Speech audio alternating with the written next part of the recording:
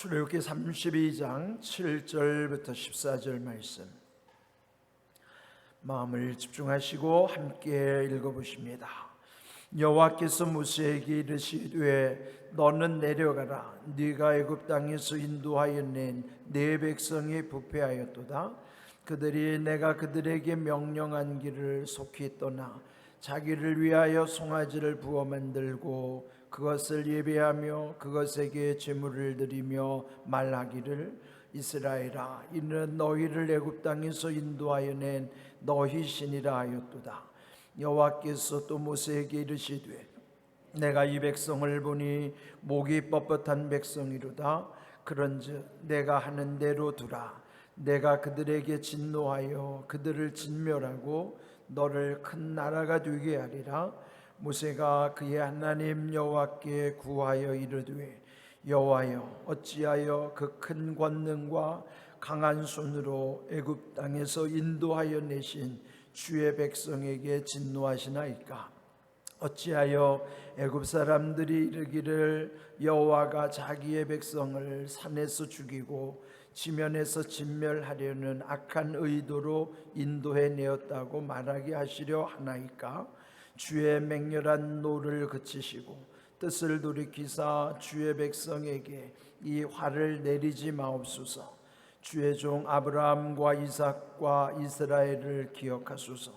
주께서 그들을 위하여 주를 가리켜 맹세하여 이르시기를 내가 너희의 자손을 하늘의 별처럼 많게 하고 내가 허락한 이 온 땅을 너희의 자손에게 주어 영원한 기업이 되게 하리라 하셨나이다.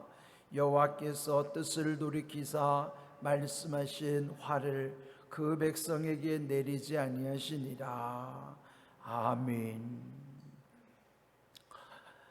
네, 어제에 이어서 오늘 이 말씀은 시내산 정상에서 그 모세와 하나님과의 그 40일 여정, 그 가운데 산 아래서의 백성들의 패악, 하나님께 악을 저지르는 그런 끔찍한 일들이 여기 또 계속 묘사가 되어 있습니다. 지금 하나님께서 모세에게 지금 산 아래에서 이루어지는 일에 대해서 말씀하시는 것이에요. 그러니까 모세와 함께 하신 하나님은 산 아래, 그 산 위에서 모세와 함께 하신 하나님이 산 아래에 있는 백성들도 다 살피고 계시는 것이죠. 이와 같이 우리는 내가 위치해 있는 그 시간과 공간 속에서만 알 수 있고 경험할 수 있지만은 하나님은 시간과 공간을 초월하시기 때문에 여기뿐만 아니라 거기도, 지금 산 위에서뿐만 아니라 산 아래에 있는 그곳에도 하나님은 다 보고 계시고 알고 계시는 거예요. 하나님이 우리와 다르신 분임을 여기서 먼저 전제하면서 7절 모세에게 말씀하시기를 너는 내려가라.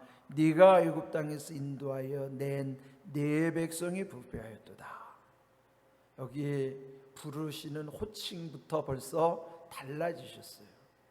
우리도 마음이 이렇게 혼란스러워지면 말이 달라지잖아요. 또 말 속에는 그 사람의 마음도 드러나는 것처럼 하나님도 모세에게 말씀하시면서 벌써 그 말씀 속에 그 백성에 대한 노여움이 담겨 있는 거예요. 여기 보면 그 호칭을 하나님은 자기 백성이라고 말씀하셨거든요. 이전에는 이 출애굽기 3장에 보면 특별히 3장 7절에 그 애굽에서 부르짖는 내 백성을 내가 보고 있고 듣고 계시다고 말씀하셨어요. 하나님의 백성이라고 칭하셨는데 여기서는 갑자기 나의 백성이 아니라 너의 백성, 모세 너의 백성. 그러니까 벌써 이 부르시는 그 호칭 가운데 하나님의 진노가 담겨져 있는 거예요. 이제 그리하시는 까닭은 그 백성이 부패하였다, 썩었다는 거죠. 그 까닭은 어제 이미 언급된 것처럼 그 백성이 속히 떠나 또 자기를 위하여, 우상은 자기를 위한 탐심이 그 속에 포함되어 있잖아요. 그래서 자기들을 위해서 송아지를 부어 만들고 또 거기다가 예배하며 제물도 드리고 말하기를 이스라엘아, 이는 너희를 애굽 땅에서 인도하여 낸 너희 신이라, 너희 하나님이라. 그렇게 하는 모습 보면서 하나님이 얼마나 속이 상하시겠어요. 여기까지도 인도하신 하나님께서 그들이 속히 떠났다고 하는 거예요. 여러분, 이게 사람이 한번 변하기 시작하면 이렇게 돌변하는 거예요. 갑자기. 뭐든지 잘 되는 것은 더디게 진행되지만 나쁜 건요 금방 악화되는 거예요. 그러니까 이 상황 속에서 하나님이 그 백성들에 대한 노여움이 이 안에 담겨 있는 것이죠. 9절 또 모세에게 말씀하시기를 이 백성을 보니 목이 뻣뻣한 백성이로다. 목이 굳은 백성. 강팍하다는 표현이죠. 목이 굳어진, 아주 교만한, 이 목이 뻣뻣하고 굳어진 것은 교만을 상징하는 것이죠. 그런즉 내가 하는 대로 두라. 지금 하나님이 얼마나 노여우신지 그들에게 진노하여 진멸하고 대신 너는 큰 나라가 되게 할 것이다. 그 백성과 모세를 구분하여 너는 큰 나라를 이루게 하겠지만 저들은 내가 다 죽여버리겠다는 거예요. 얼마나 그 노여움이 극에 달하셨는가 알 수 있잖아요. 근데 이 상황에서 모세가 하나님께 응대하는 모습이에요. 여러분, 이때가 참 중요하죠. 하나님이 이렇게 벌써 결정하셔서요, 그래서 내가 하는 대로 내버려둬라 단호하시잖아요. 이미 결정을 내리신 거에 대해서 하나님의 뜻을 바꾸시기는 우리가 알기로는 불가능한 거예요. 한번 작정하신 일에 대해서 다시 번복하시기가 어렵죠. 그런데 모세는 포기하지 않아요. 그는 뭐냐면 하나님의 마음과 지금 여기에서의 그 모든 것이 모세는 너무도 하나님의 마음을 잘 알고 있는 거예요. 여러분, 이 애증이라고 하는 것, 사랑하고 증오하는 이 애와 증의 관계는 어찌 보면은 이게 본질적으로는 다르지만은 어찌 보면은 그 방향에 있어서는 같은 방향일 수 있어요. 너무 사랑하면 그 배신감이 깊을 수 있는 거예요. 그래서 하나님이 이렇게 진노하시는 까닭은 그 백성을 얼마나 사랑하셨던가에 대한 반증이기도 한 것이에요. 모세는 하나님을 알고 있기 때문에 이 백성들을 향해서 하나님께 중보하는 거예요. 중보라는 것은 이 당사자 간에서 그것을 잘 다리 역할을, 교량 역할을 하는 거예요. 이 말이 굉장히 중요한 말씀이에요. 우리 그리스도인들이 중보의 사명이 있는 것은 어떤 그 중간 역할을 담을 헐고 다리를 놓아서 서로 통하게 하는 것. 그런데 모세가 지금 이 위기 상황 속에서 하나님께 세 가지 이유를 드는 거예요. 뭐든지 여러분 이유가 중요해요. 하나님의 마음도 알면서 하나님 첫째, 둘째, 셋째 이렇게 해서 하나님 그리하시면 아니되옵니다. 그거예요. 그러니까 막연한 게 아니고 구체적인 거죠. 하나, 둘, 셋, 1, 2, 3 있다는 것은 그 상세한 디테일 가운데 확실한 이 말씀에 근거하여 하나님께 아뢰는 거예요. 우리가 기도할 때 막연히 기도하지 말고 하나님 말씀에 대해서 근거를 가지고 모세처럼 이렇게 기도하는 것이 참 중요해요. 물론 막연히 기도해도 하나님은 우리의 형편을 아시기도 하지만, 그러나 어떤 중요한 상황과 중요한 목표를 정할 때는 거기에 말씀에 기초해서 하나님께 구하는 것이 더 확실한 거예요. 그래서 여기 이제 세 가지 보시면요, 11절 모세가 하나님 여호와께 구하여 말씀하기를, 첫째, 어찌하여 그 큰 권능과 강한 손으로 애굽 땅에서 인도하여 내신 주의 백성에게 진노하시나이까. 근데 이 말씀은 먼저 하나님의 그 큰 권능 강한 손으로 이미 인도하셔서 구원하셨지 않습니까?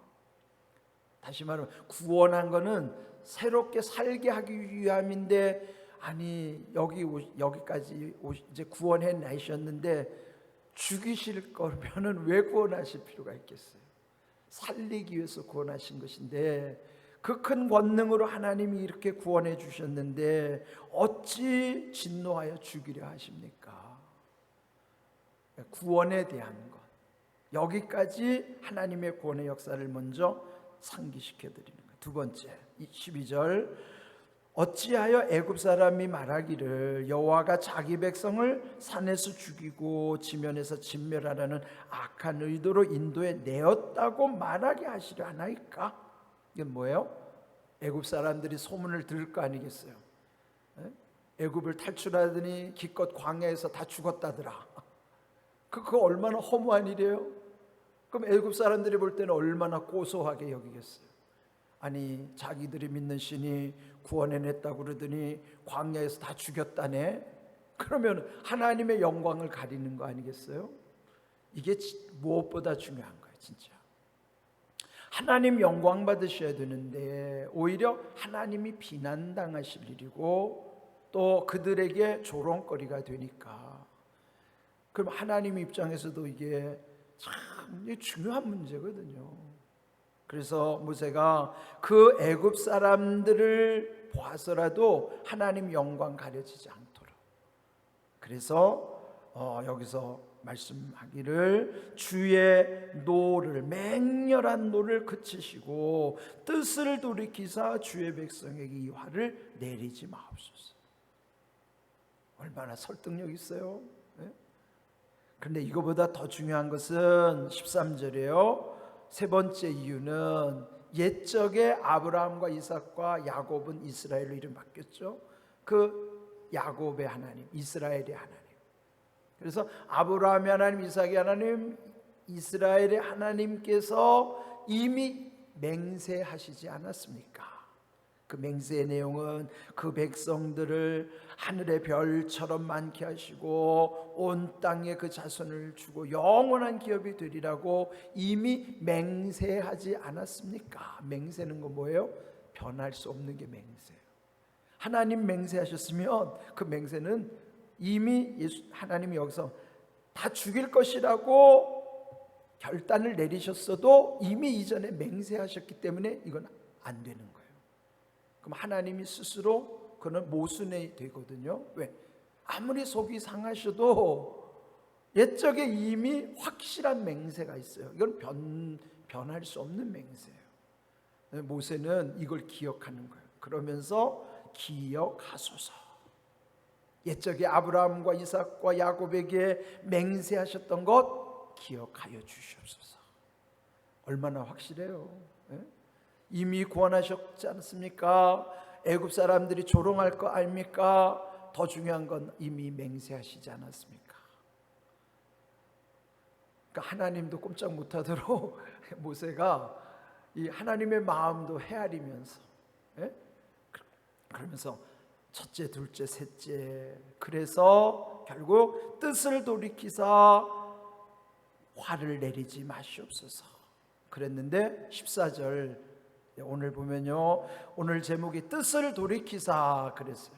근데 여기 표현이 13절 12절 끝에 모세가 뜻을 돌이키사라고 하나님께 간구했고 14절은 여호와께서 뜻을 돌이키사라는 말이 두 번 나와요.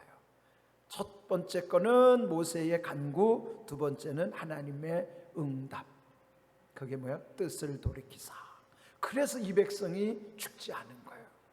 망하지 않은 것이에요. 그는 전적으로 모세의 중요한 역할이 있었던 거예요. 중보자로서의 모세의 역할. 그래서 지도자가 중요한 겁니다.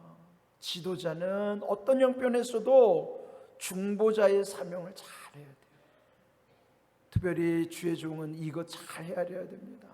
하나님의 마음도 헤아려야 되고 백성들의 마음도 헤아려서 그 두 사이를 다리로 연결시키는 것이 모세의 역할이고, 모세는 진정한 중보자이신 예수 그리스도를 미리 보여주시는 모습이에요. 그걸 예표라고 그러죠. 미리 나타내 주시는 것, 예표적 사건이에요. 모세를 통해서 진정한 중보자 예수 그리스도께서 우리를 하나님과 화목케 하셨다는 거예요. 우리도 이 백성들처럼 다 죽을 수밖에 없는 존재임에도 불구하고 이렇게 구원해 주셨다는 거예요. 예수 그리스도의 중보로 인하여 우리가 살아나게 됐다고 하는 거예요. 뜻을 돌이켜 달라고 하는 그것, 그래서 결국은 하나님이 뜻을 돌이키시고 그 백성을 다시 사랑하게 되시는 이 과정. 그래서 성경은요, 모세는 지면에서 모든 사람들보다도 온유한 자라. 그건 뭐예요? 가장 온유한 자라는 표현. 가장. 민수기 12장 3절에 보면 모세를 일컬어 지면의 모든 사람들보다 온유한 사람, 가장 온유한 사람. 그 누가 쓰는 거예요? 자기가 쓰는 거예요. 모세오경 자기가 쓰잖아요. 그런데 하나님이 그를 그렇게 인정하시는 거예요. 원래 모세는 기질적으로요 다혈질이었잖아요. 예? 얼마나 다혈질이었는지 그 40세 되던 해에 그 자기 동족을 박해하는 애굽 관리를 쳐 죽이기까지 살인한 사람이요. 또 반석을 2번이나 쳤고, 또 이런 그 화가 났던 면들이 몇 번 나오잖아요. 그런데 결론은 그가 이렇게 다듬어져서 정말 하나님이 최고로 온유한 자라고 칭해 주신 만큼 우리는 이런 변화를 인정하고 그 속에 우리의 변화를 늘 사모하면서 기대해야 돼요. 우리는 흔히 세상 사람들이잖아요. 절대 사람 안 변해. 세상 사람들 절대 안 변하죠. 변할 수 있는 것은 하나님의 은혜로만 변할 수 있는 거예요. 그러니까 두 개 다 맞아요. 세상의 논리로도 사람 절대 안 변하지만 변할 수 있는 것은 하나님의 은혜 안에서만이 변화되는 증거가 모세의 변화예요. 그래서 우리는 하나님의 은혜 안에서 기도하면서 기대하는 것이지, 하나님 은혜 아니고는 절대 사람 변하지 않습니다. 기질 그대로 가는 거예요. 오죽하면 철들자 망령이란 말이 있겠어요. 예? 철들자 망령이란 말 왜 있어요? 그만큼 철들기 어렵다는 거예요. 이제 망령을 부리니까 옛날에 안 하던 짓을 하거든요. 그 이제 죽을 때가 됐다는 거지. 그만큼 사람 안 변하죠. 변화는 하나님의 은혜 안에서만 이루어질 수 있다. 오늘 이 귀한 말씀 속에서 우리들이 늘 모세의 온유함이 그리스도의 성품 가운데 오늘 우리에게 하나님이 늘 함께 하신다는 것 기억하시고, 오늘 이 말씀이 하나님의 크신 은혜, 또 우리 안에 늘 새겨져야 될 은혜임을 기억하시고, 은혜 안에서 여러분의 모든 삶이 온전케 되기를 주님의 이름으로 축복합니다. 아멘.